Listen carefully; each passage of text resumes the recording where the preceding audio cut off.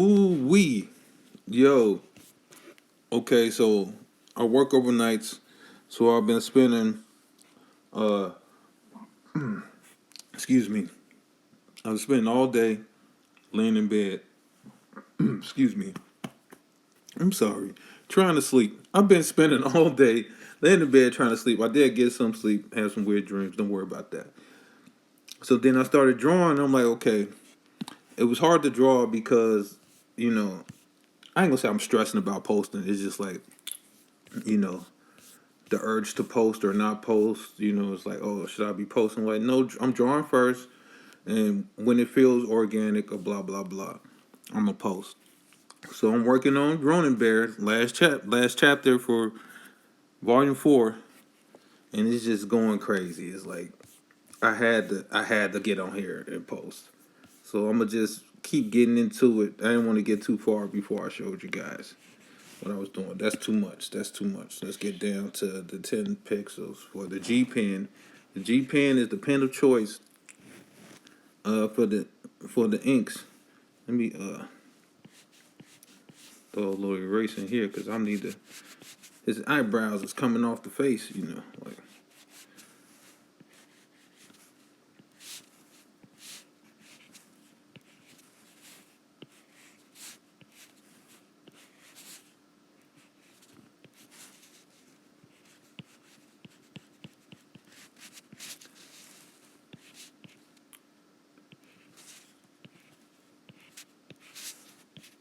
But this is like my favorite page so far. It's not.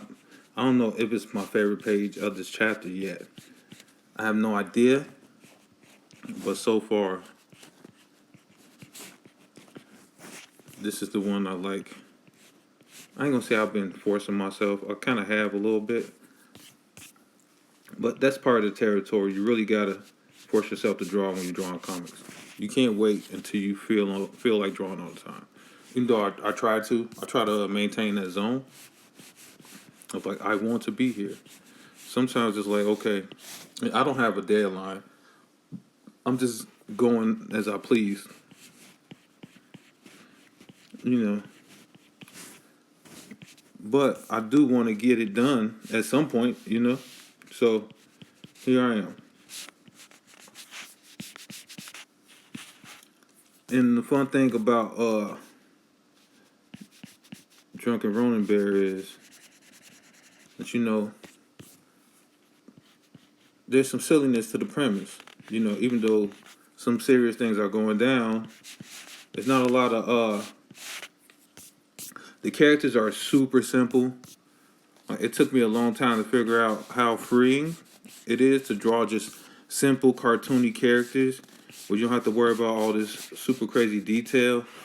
And it's not that stringent. It's not like, oh, there's great continuity and Spider-Man has to look just like this and Wolverine has to move just like that. There's this concept of not anything goes because, Ronin Bear has a distinct look, as does every character, but, there's a little more freedom because of the nature of the book. It could be more wacky, more zany, extra exaggerated, things of that nature. And so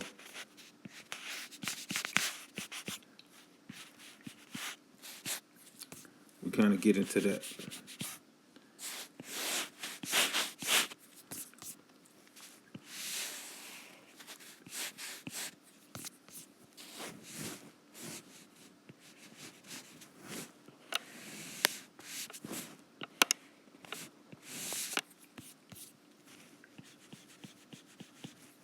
And as you can see, I'm going pretty fast, which I usually do. I draw really fast. Once you get your methodology down, then you could ramp up the speed.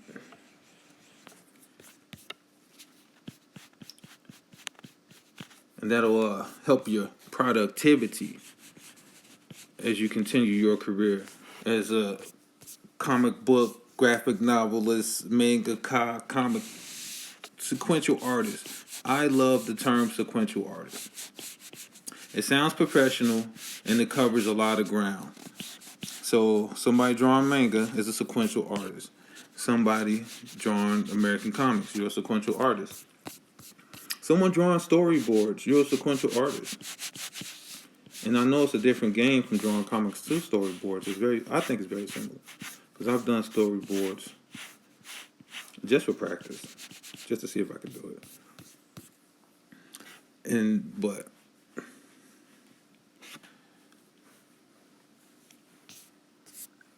as we get into that, and they're not main characters. They get they're kind of like disposable. But I love drawing the monkey ninjas.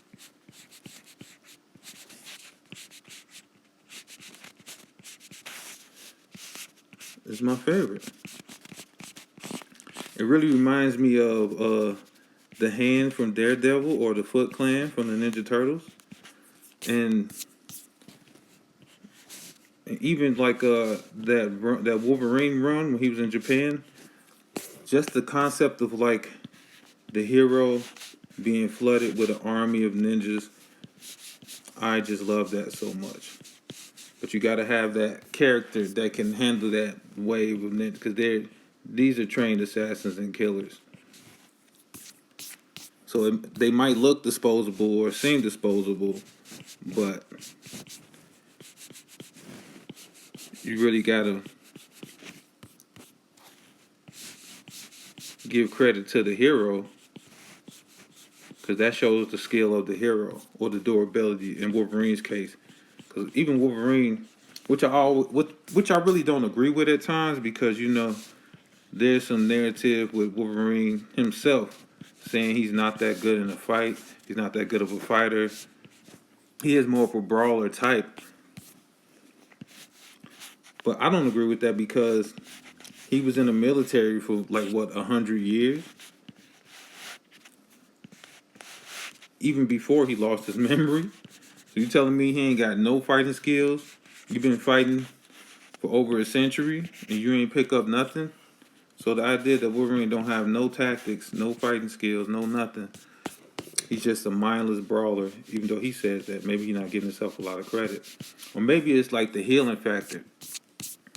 I don't know if you guys are familiar with Blade of the Immortal. It's a manga, one of my favorites. I might have to collect it. I mean, it kind of freaked out a little bit. But it's beautiful. It's amazing. In this manga, Blade of the Immortal, a guy gains immortality. Against his will. He didn't want to become immortal, but he did. And so he's looking for a way to lift this curse of immortality, and he befriends a young girl who's looking for revenge against this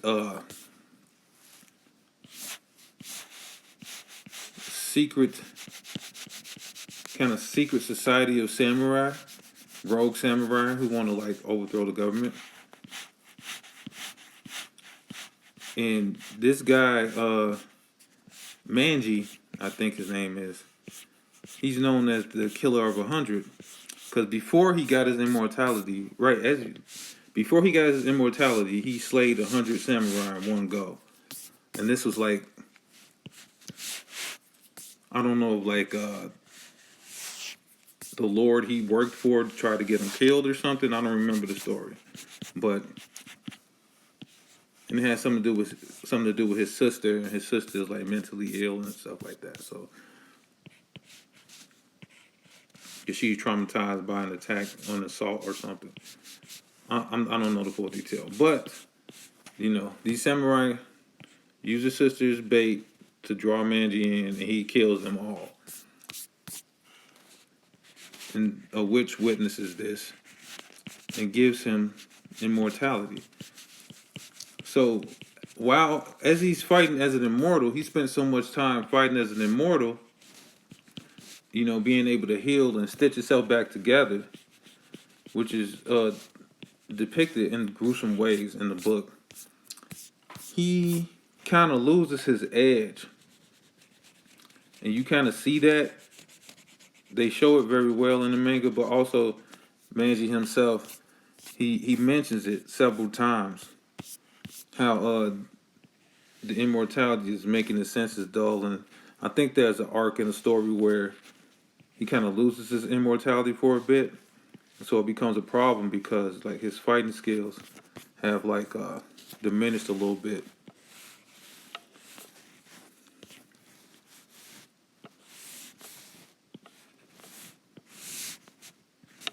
But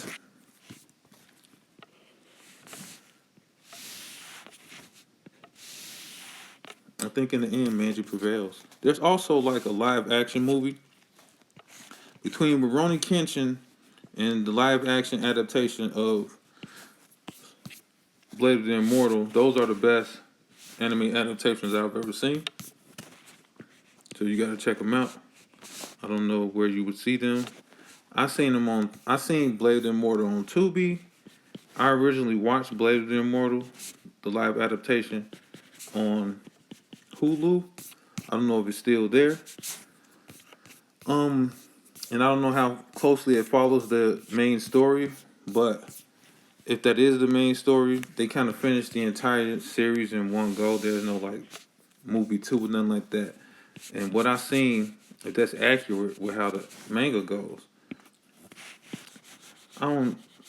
It was a ride, you know. And I do say I enjoyed the ending, even though now that I think about it, it was kind of like lackluster a little bit.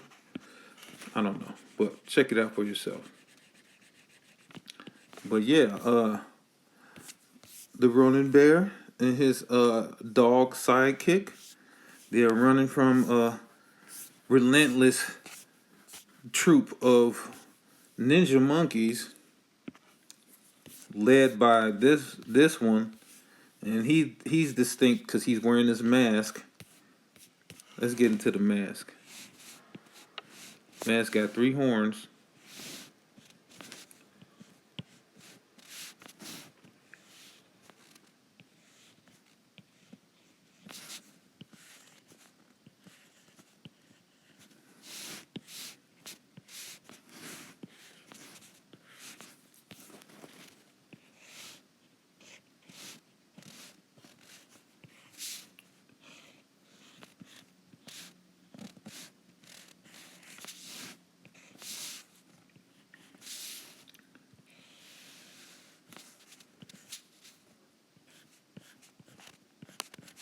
I think it's funny because you look in the mask has teeth on it, but inside the teeth of the mask, you can see him smiling all the time because he enjoys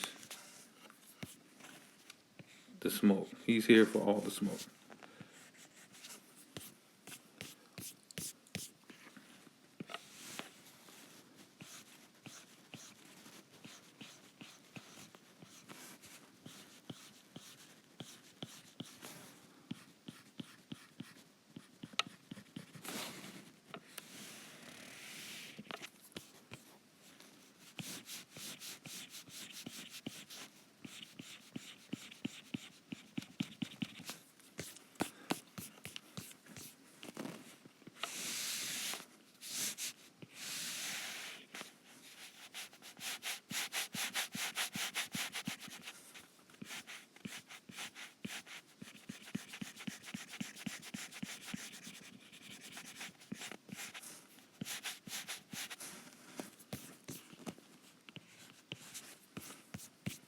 And for the most part, Ronin Bear and his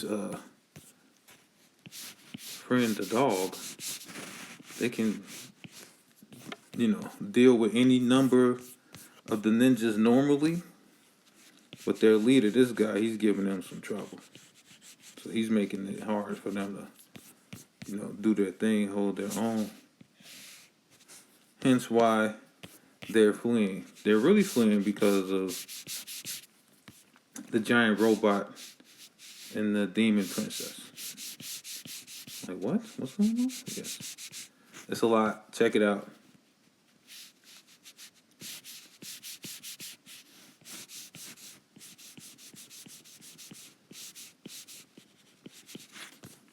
You will not be disappointed.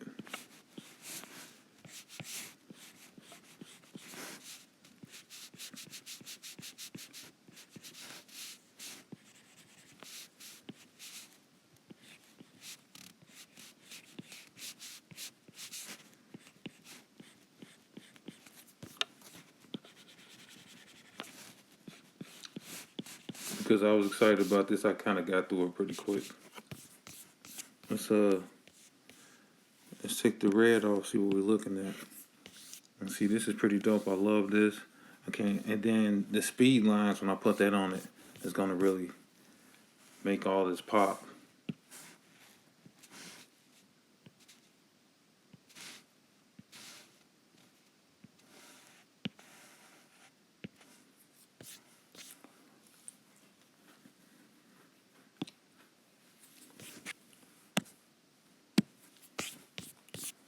So yeah, I'm really excited about this one. Let's get all these wrinkles.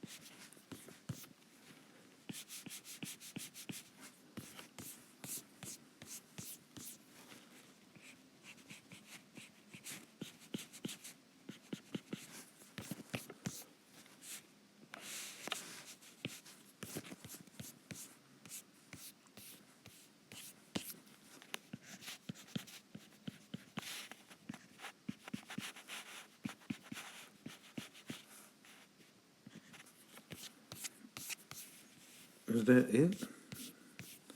Let me get this in.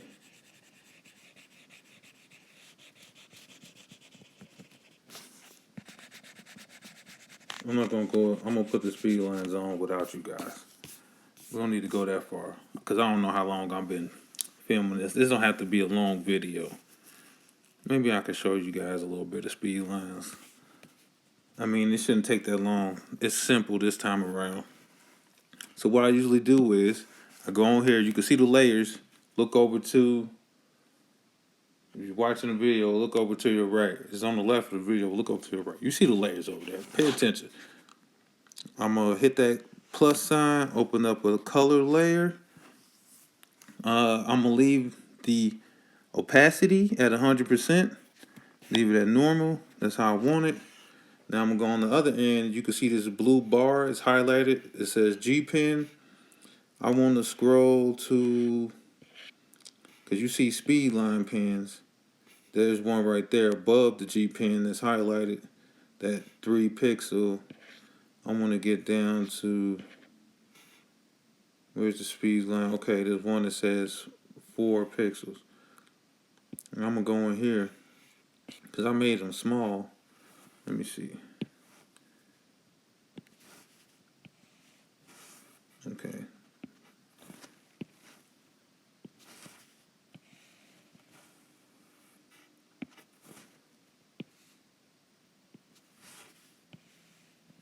Okay, that's better. But let me elongate these. Oops. Let me get in there.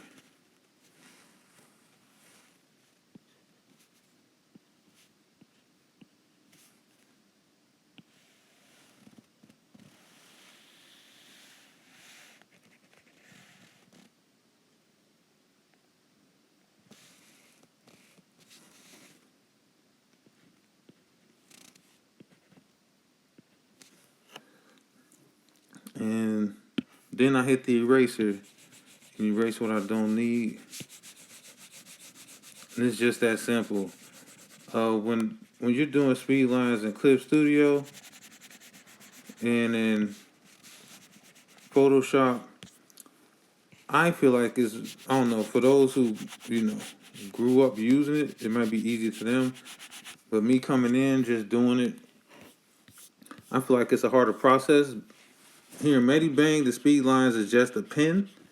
So you just grab that pen and you can draw them by hand where you need them to be.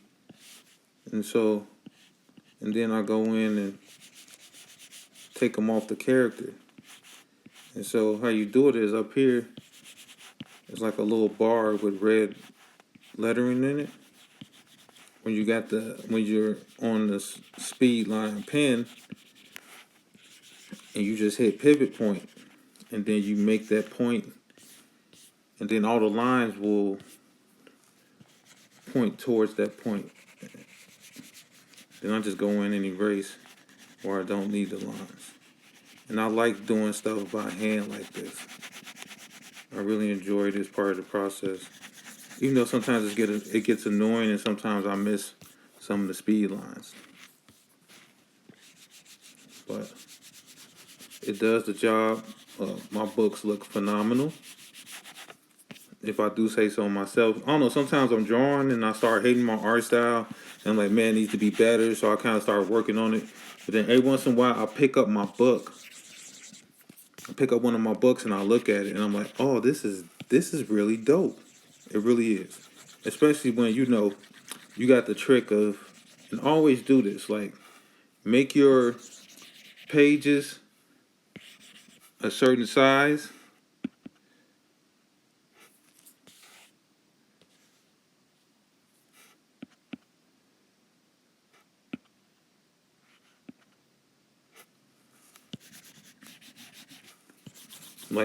Like these pages are measured in inches at 11 by 17, like traditional comic book pages.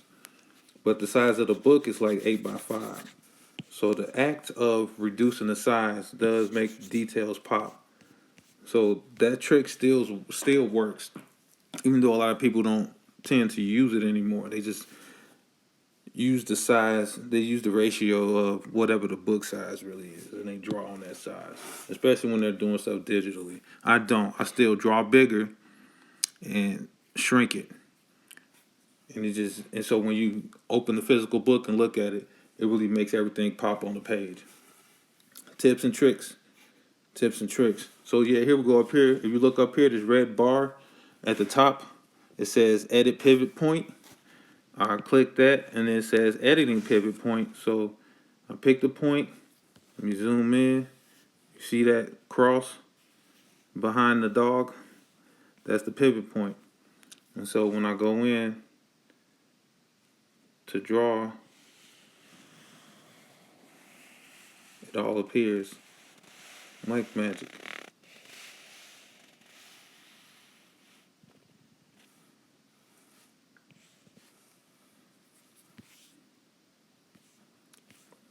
And then I just got to go in and erase where I don't want it.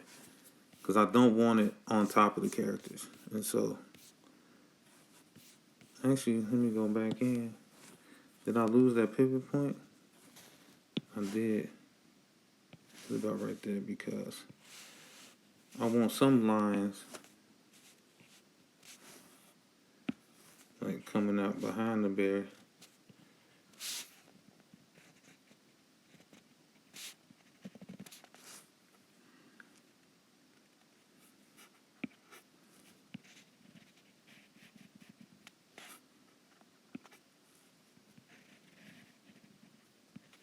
Like that. Let me see if that works. If it don't, I'll just get rid of it.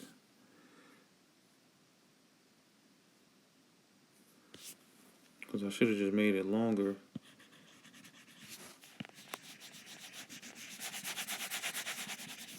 It'll have to do.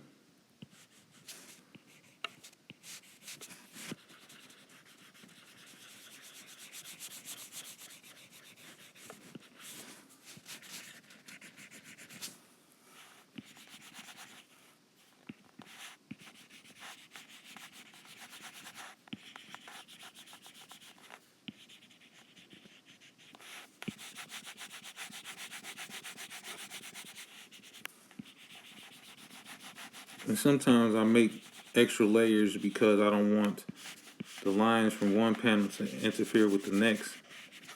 So then when I'm doing the erasing, I'm not erasing the wrong things, It took a lot of trial and error for me to figure out that simple notion. You know, that's why I say there's no shortcuts. Like what you discover as you're making your mistakes, and you really love drawing, like you don't mind. That's part of the process. You're looking for discovery. So it's not even mistakes. It's just experimentation. You know, it's mistakes when you figure something out. You feel like you know what you're doing, and you go in, and it doesn't happen as you will it to. But sometimes you can make happy mistakes, and you'll get something new that you weren't trying to get, but it looks cool. Or you can fix it, and your attempt to fix your mistakes without just erasing blindly. Sometimes you come out with something better, like, oh, that's better, and then you create something new like that. So I think that's one aspect I love about drawing is like the space for creation is like endless. You're never gonna stop learning, you're never gonna stop creating. So let me do something first.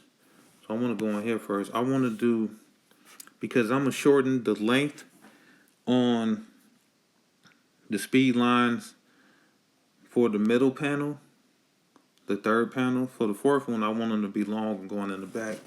So I'm gonna do this panel next. Let me see. That's not long enough. Let me make them longer.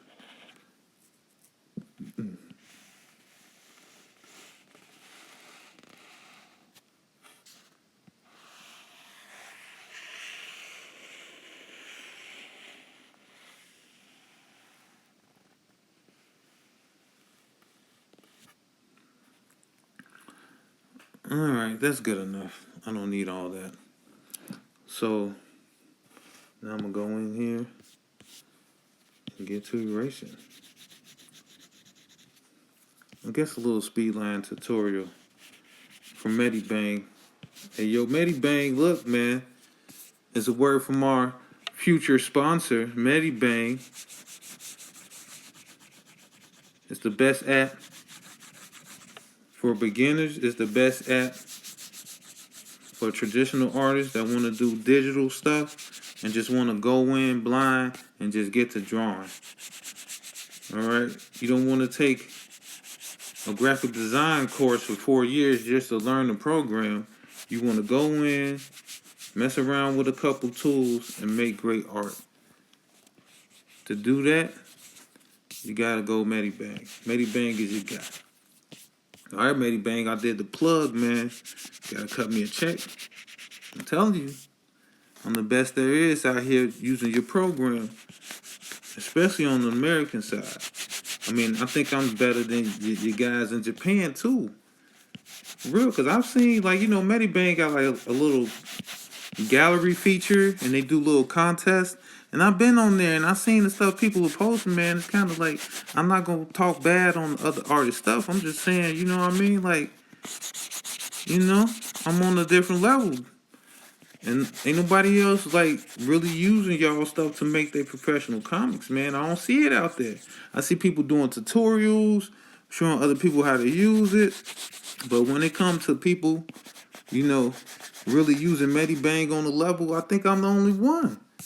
I feel like, you know, y'all gotta hook me up, man. I'm just saying, you know.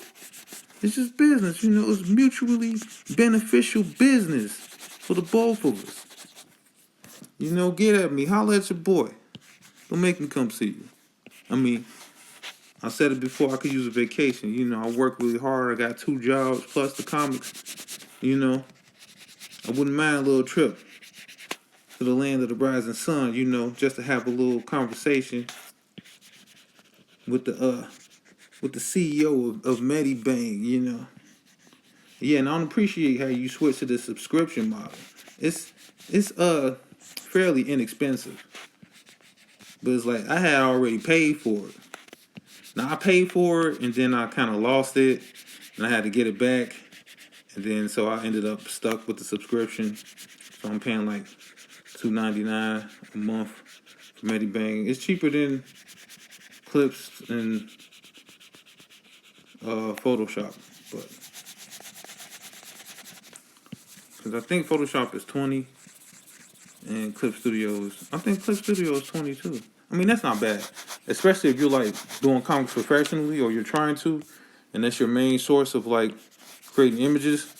It's not bad at all. $20. Like, I don't like the subscription model stuff. I'd rather you charge me 80, 100.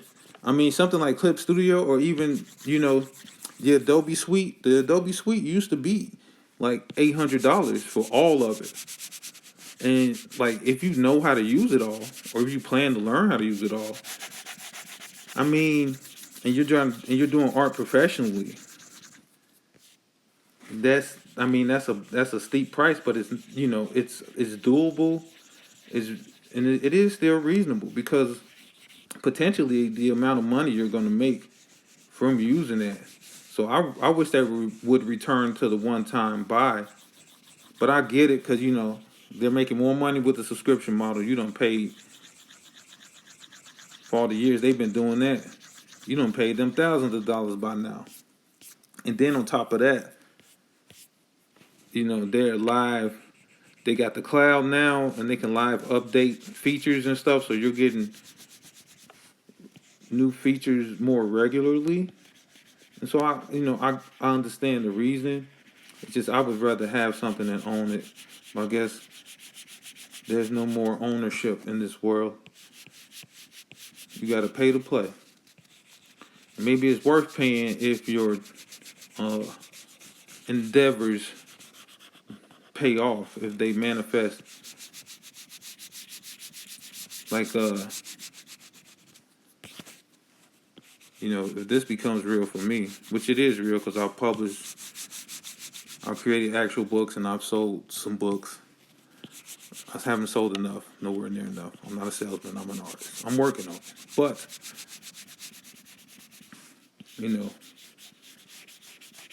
I say it becomes real when, like, the first step, like, financial wise, is, I look at what I make yearly from my regular jobs. And I'm like, okay, the first step is I want to replace that. I want to have that income from doing art. But I don't want it just from doing art randomly. Like, I want that income from my books. Like, I'm not really out here doing commissions, and I'm not trying to get signed by Marvel or DC or work on anybody else's stuff. I'm doing my books. So that's not the next goal. I got goals in between that, but the major goal, when I really say that I can call myself a professional, like, I am professional, but I just set that goal for myself. Like, it's real to me when I can really supplement my income. And I'm like, okay, and I'm not giving some crazy number like, oh, you're making 100,000, a million. It's just like, okay, the first step, financial wise, is to replace what I'm currently making because I'm living, you know, I'm you know I'm a very minimalistic person, so I'm living a decent lifestyle on what I make. So I feel like if I can replace that number with comics, then that's the first step, and then from there you expand and grow, and we do it like that. Now let me make this small. Pivot point. Nope. That is 2. Raise it higher. Nope. Raise it higher. Nope. Higher than that.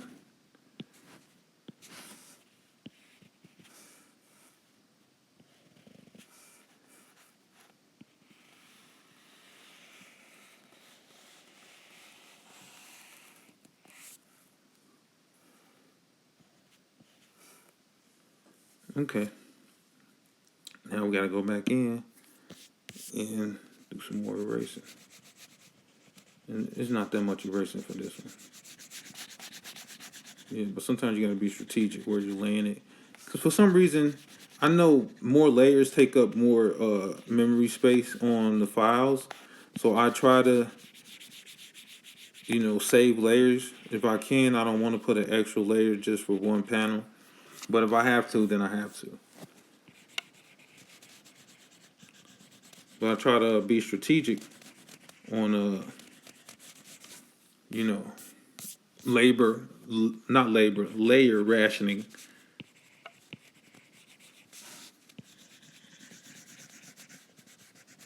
Because I want to keep those files as light as possible. Because you run into issues, especially like when you're sharing files and you're sending files over here and over there. You know, those bigger file sizes can become a problem. Let me get over there. What am I doing? Okay.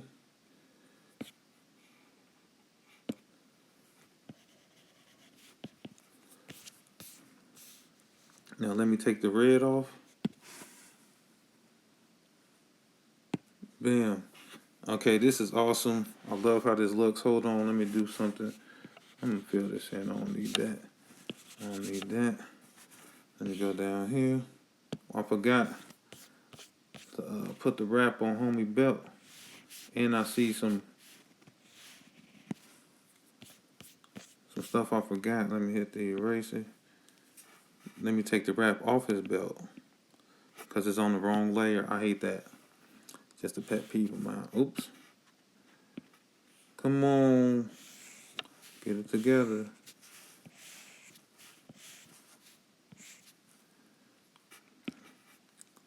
Let's go back up.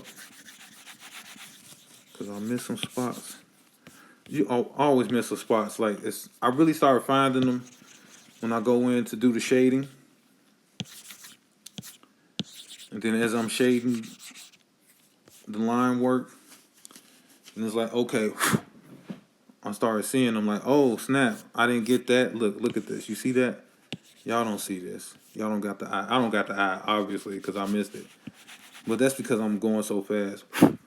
That's why part of my methodology is like going over things over and over. So, you know, I really start with the roughs. I do all the roughs, then I do all the inks, then I do all the shading, then the lettering. So as I'm going over it over and over, you know, that's when I start to notice the things that I missed.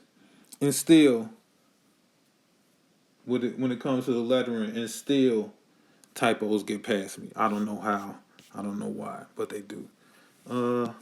I want to go in here because I'm not satisfied with this. No, G Pen 5 pixels. I'm on the wrong layer. Let's get off of there. The claws looking a little too naked. So let's get some like battle damage on here.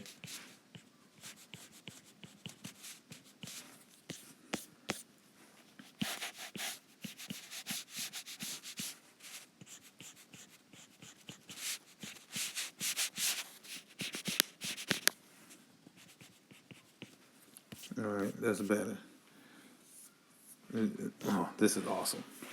Get ready for Drunken Berry. It's coming, y'all. Get volume 4. First you gotta get volumes 1, 2, and 3. I'm gonna put a link to volume 1 in the description. Go in the description, click the link, it'll take you to Amazon, and then you know you could do the sample and you can see the pages. But you see my art, you see I'm good. And so go in there, get volume 1, and then if you like it, you know, volume 2 and 3 are right under volume 1. So then just go back and pick up the other ones. You know, show love, show support. I appreciate it. Thank everybody for all the love, all the likes, the comments. I try to be a teaching artist. I don't really do tutorials. I don't do commissions, but if somebody requested a specific like lesson, I'll do it. But I don't like do tutorials on my own. I'm not motivated to do that. But I'll try to be a teaching artist. So that's why I talk a lot about my process and what I'm doing.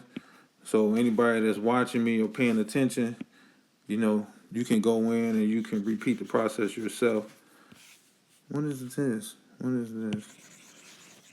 So feel free to do that. Use all the tips and tricks. You know, I believe in sharing the wealth, and that's how we do. All right, I'm done with this page. I love this page.